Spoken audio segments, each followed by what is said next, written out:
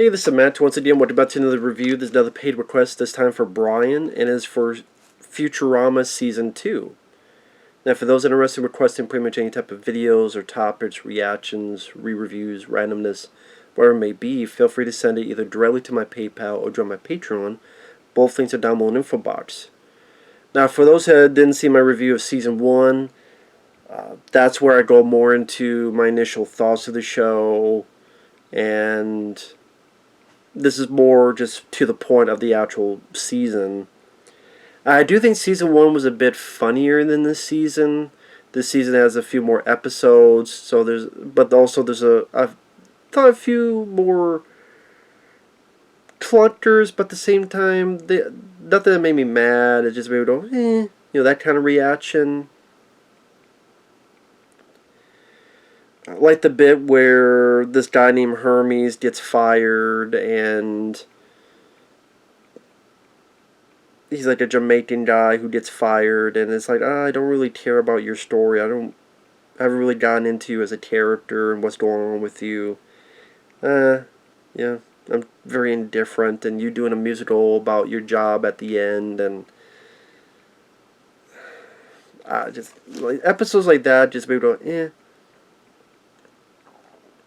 But it definitely has a lot of good moments. I would say the episodes that made me chuckle the most was stuff like when Dr. Zoidberg is in mating season and they gotta go to a planet, but he still can't get with anybody, and then Fry's trying to help him out, and how Dr. Zoidberg just doesn't understand what Fry's saying. Listen, no, you gotta romance him. But I don't want that. Yeah, but you just lie about it. Really? Okay, but then do I say I want to mate with them? No, you gotta wait a little bit more. Okay, but when do I say that? No, you gotta wait a little bit more than that. Okay, don't worry, I'm gonna take you under my wing. Wait, there's birds involved now? And it leads into like a take on Amok Time from Star Trek. You even have that music from Star Trek for a little bit.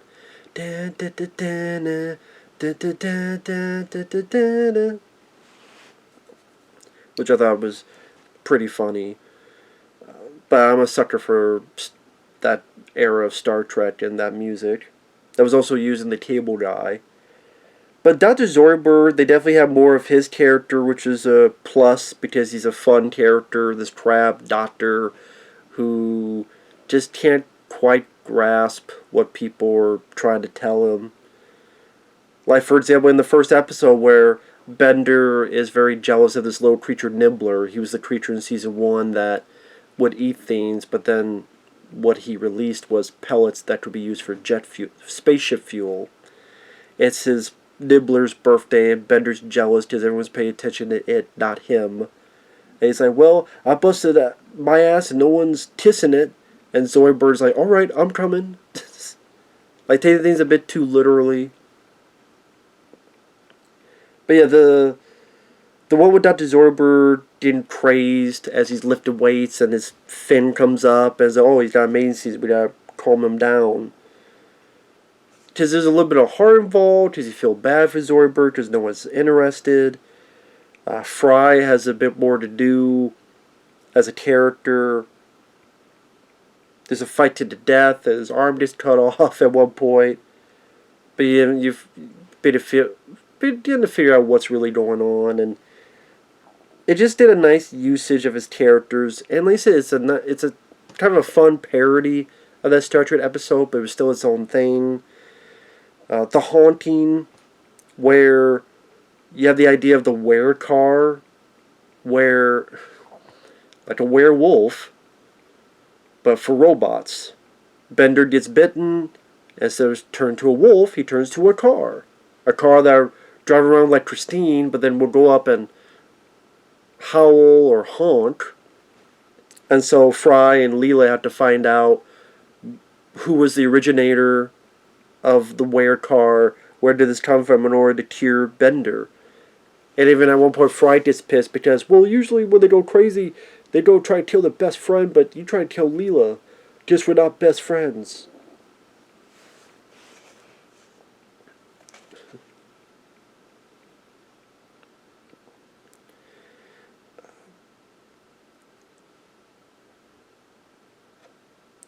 Wait, I didn't try to kill. And then when he's back to normal, Bender's like, wait, I didn't try to kill you? Oh, come on, Fry. I still got love for you. I really do. All because he did try to kill Fry. And there's some nice dads like Chrysler, but it's anti-Chrysler, which I'm mad at myself for not thinking of that before. Like, because the Ware car is pretty much the devil car. So, of course, he'd be at anti-Chrysler. Anti-Chrysler. I mean, I'm mad at myself for never thinking of that. That seems obvious now, but that was a take on like Werewolf and like Christine, like mixed in. Like I said, that's a very clever, unique idea, and I appreciate that. Those are definitely the two episodes that come to mind. But yeah, the first episode, he flushes Nibbler down the toilet. Leela is sad about that, and then they put an empathy chip into Bender, and so now he feels what Leela feels. So if she feels sad, he feels sad, and etc. and etc. So they go down into the sewers to find Nibbler. And there's little jokes here and there that I liked, where Fry, what happened? I burned my finger. They didn't see something scary in the series, just burned his finger. It wasn't the strongest episode to start off with. I didn't find it a hilarious episode. It was okay, it had its moments for what it was. The second episode, Zap Brannigan, the wannabe Captain Kirk, he fucks up this headquarters of this democratic order of planets, and so he gets fired, as well as his subordinate Tiff. They do a little bit of a Midnight Cowboy reference. But ultimately, they start working with our lead characters. And there's some fun, like, little banter, like the subordinate Tiff. He's so happy that he has a captain that actually listens to him, or gives him a compliment, like Leela. So I just really feel sorry for this character, and would like to see more of him, actually. And Fry and Bender don't like how bossy Leela's being, so Zap gets them to overthrow and mutiny. The saddest part is when they finally get Zap and ready to kick him out, and Tiff is like, "Oh, I want to stay here," but then she forces pajamas onto him. That's because he's so, to her, so annoying. Like, you go with him. I just that dejected look on his face just makes you feel bad for the guy, for the alien. And the thing is, there's a lot of nice, fun, like, random bits. Like, there's a reference to the Twilight Zone, only here it's called the Steery Door. Remember the episode of the Twilight Zone with the guy with glasses, but then it breaks so he can't read? Only in this case, I can read, I can read the big print, then his eyes fall off. I'll use Braille, then his hands fall off. Then his tongue falls off. Or like there's like an episode of Cops with these alien caterpillars, and one of them goes, "Now you need to unblur your face." Oh, alright then. So he literally does unblur his face.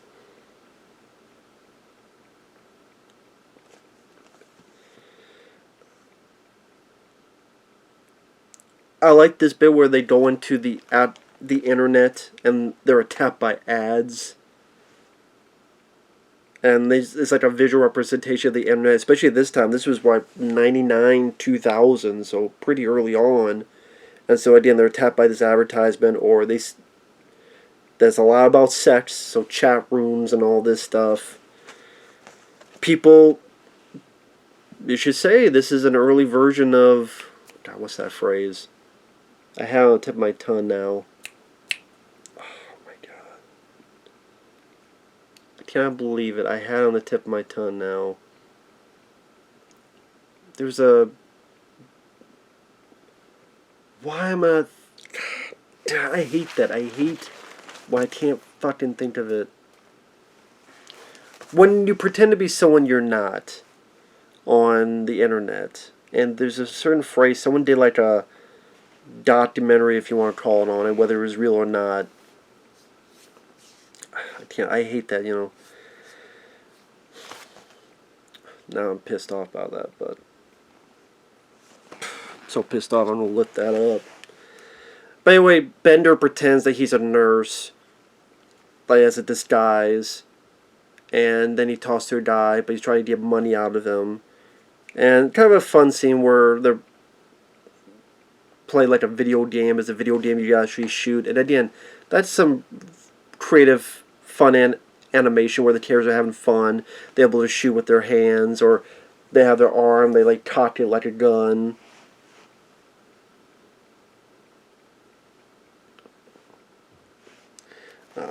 Like one of my favorite bits of the season is when they're just out messing with each other while going fishing, and just how the characters are interacting with each other.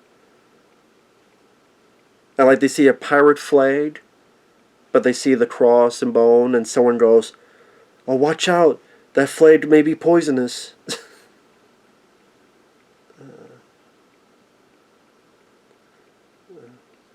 Catfish. That's what it is, catfish. I didn't even type it in, I just fucking thought of it now. Is that it? Catfish. Yeah. Of course, as soon as I turn on the phone, yeah, catfish. This is like the early version of catfishing where Bender disguises himself as a fucking girl, a nurse, to get this guy's money. Yeah, catfish. That's what the fuck I was thinking of. Of course, again, as soon as I turn this on, then I remember. Oh well. But yeah, that, like I said, I appreciate, like I said before in my review of the first season, it's fun. Again, while not every episode is like a laugh out loud hilarious bit,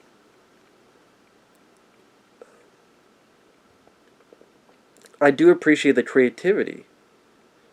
I do appreciate, because of sci-fi, you could have a lot less limits on what you can do and not do. Like you have Richard Nixon with because people have heads or put in jars in the future, and Bender sells his body because it's worth a lot of money now. But then Richard Nixon buys the body in order to be upcoming president. One bit I liked in that episode was Bender's trying to sell. No, he's. I'm trying to think. He's trying to buy his body back, but someone sold the body, and he's pissed.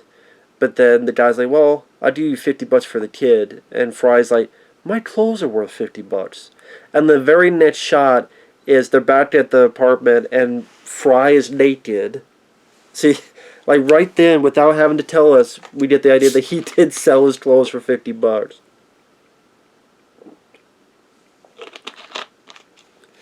Like certain bits of cutaways like that are pretty damn funny to me.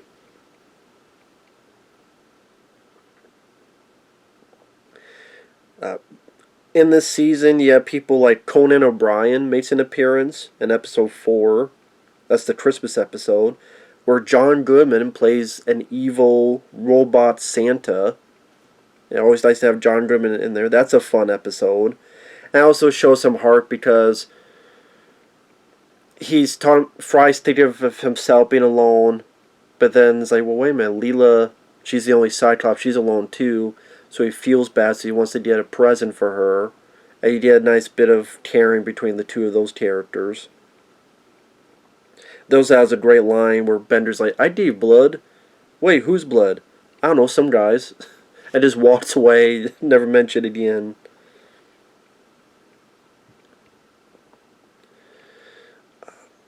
It still has some nice bits of animation, like when he gives his body up and he has his head. His head is driving this little car that reminds me of like when Gizmo did that in the first Gremlins. And there's like a behind the scenes shot where you see him driving along the hallways, and that was I thought, pretty nice animation there.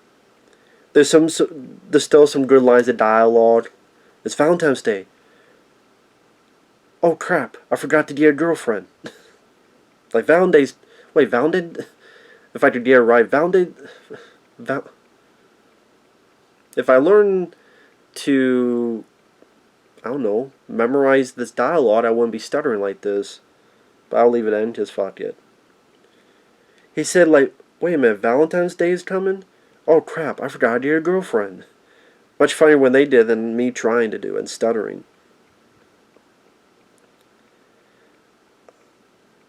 There's episodes where Leela is a bit jealous of Fry, because there's one where Fry and Amy get together, the intern, and they play off like when they're doing it, like you think they're doing it because it's steamy, but then you realize, oh, they're just playing cards, but then when they're being told, then they decide to do it. So they try to play off that to make you go, oh, what's going to happen next? So it's not too predictable. There's a bit where you have this evil, or you think it's an evil Bender named Flexo, but you find out actually he's the good Bender, and Bender's the evil Bender. There's a bit where our main three go to this kind of park about the past, and Fry's like telling them about this stuff, but also showing how much of a fucking idiot he is, explaining these things. What's that telephone booth? What's that for? Oh, sometimes people use it as a bathroom. But they get into an actual like car, and it's like, oh, this. What? Fry says like, listen to that baby purr, and Bender's like, there's a baby in there. I don't know why. For some reason, that type of joke where people are taking these too literally, if you deliver it the right way, will get a chuckle out of me. Bob Barker from Price is Right. The Price is Wrong, bitch. He's in the episode. That was cool to see.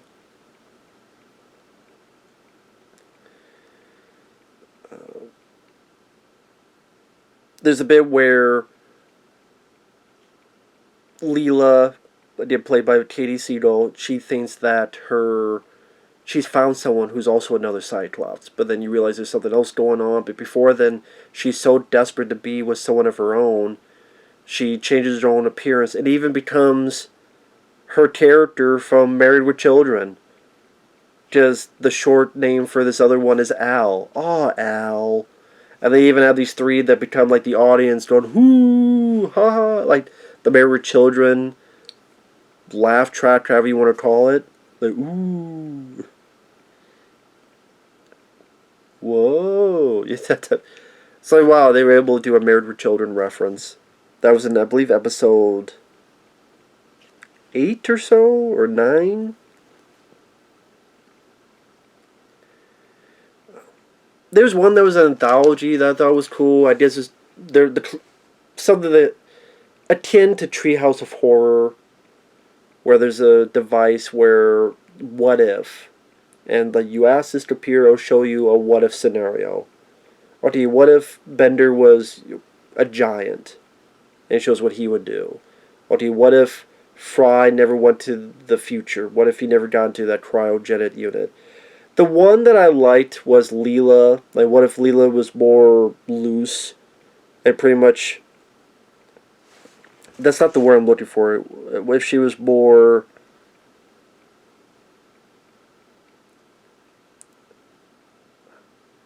I forget the exact word they used. Not so strict with herself. And it's pretty much she ends up killing people. That's what would happen. Or kill this person to silence them.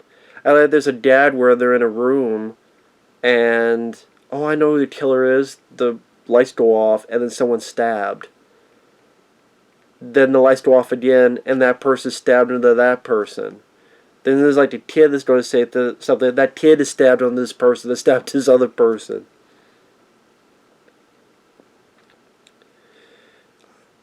Like, of the three, that was the bit that made me chuckle the most. I mean, even the last episode of that season,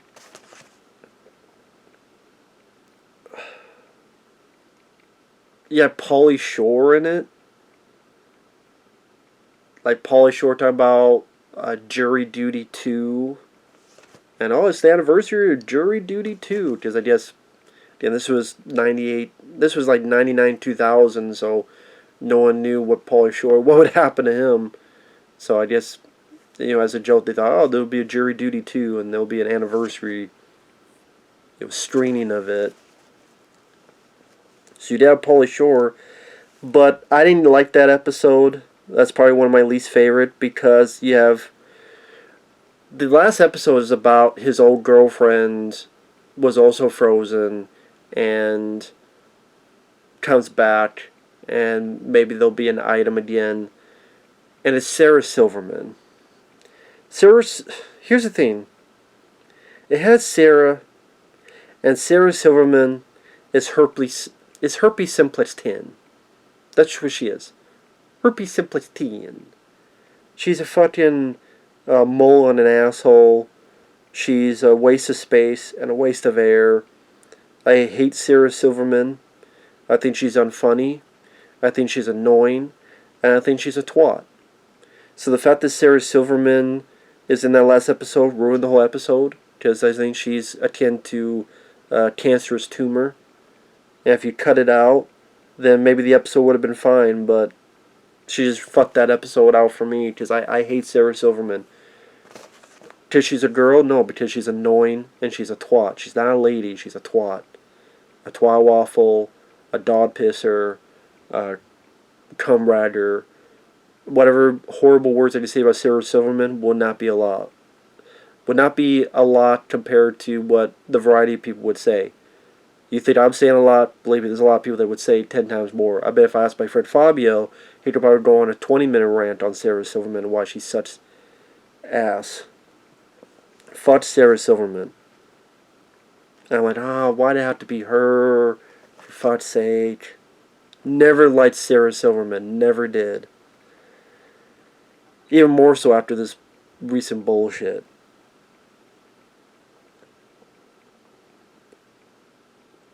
So I do like there's a bit more inclusion. You get a bit more of the intern Amy, and you get a bit more of Dr. Zoidberg. Again, you have nothing really felt that redundant, which was nice to see. Again, there was more episodes, and not all of them were winners. Like I said, the last episode was kind of ruined because of that. Even the episode with Richard Nixon, there's some fun bits, but it depends how much you get out of Richard Nixon jokes. And I'm like, don't give a fuck about Nixon.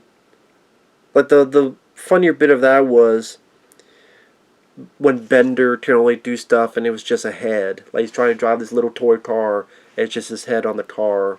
Like that bit was more interesting to me than Richard Nixon getting a robot body and go to be president.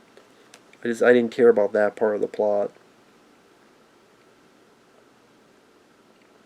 I would say my favorite episodes would be the Dr. Zoidberg mating season episode, the haunting, the werewolf, you'll turn to a homicidal car episode, the fishing one, because there was a lot of fun banter in that fishing one. A lot of entertaining back and forth between the characters.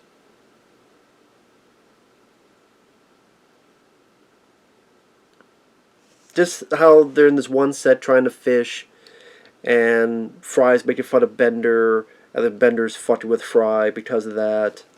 And Leela, she's so sure about getting fish, but she keeps getting these boots with this harpoon.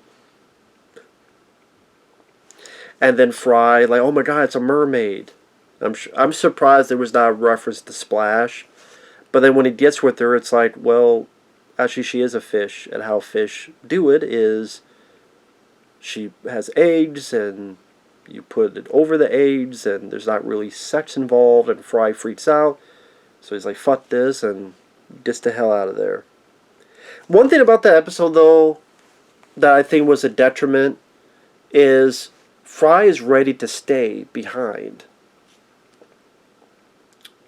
And Katie Siegel's character Leela says nothing about it. No emotion, no dialogue. No, oh, are you sure about this? Or this is stupid? Nothing. She doesn't say a single thing.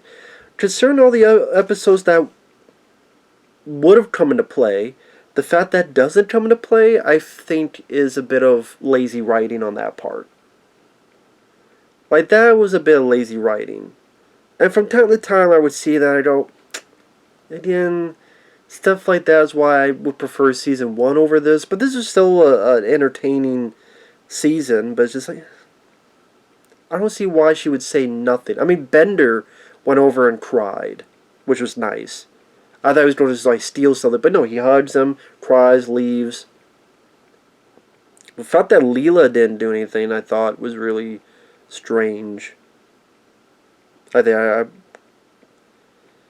because she gets jealous of Fry when he's going out with the Amy character, and even helps him out. Where there's a part in that episode where his head gets cut off, it has to be put on Amy's shoulder, and then she's going on a date, and he's awkward. So ultimately, Leela does help the situation and help Fry out. Now, I'm not that knowledgeable on Futurama. I don't know how many finales he's had. I don't know what happens to these characters in the future. Feel free to spoil it. Won't mind. You do feel free to spoil in the comments what happens to these characters in the future. I think it came back. That was coming back again, from what I understand. Again, I'm a noob when it comes to Futurama. I'm a total noob.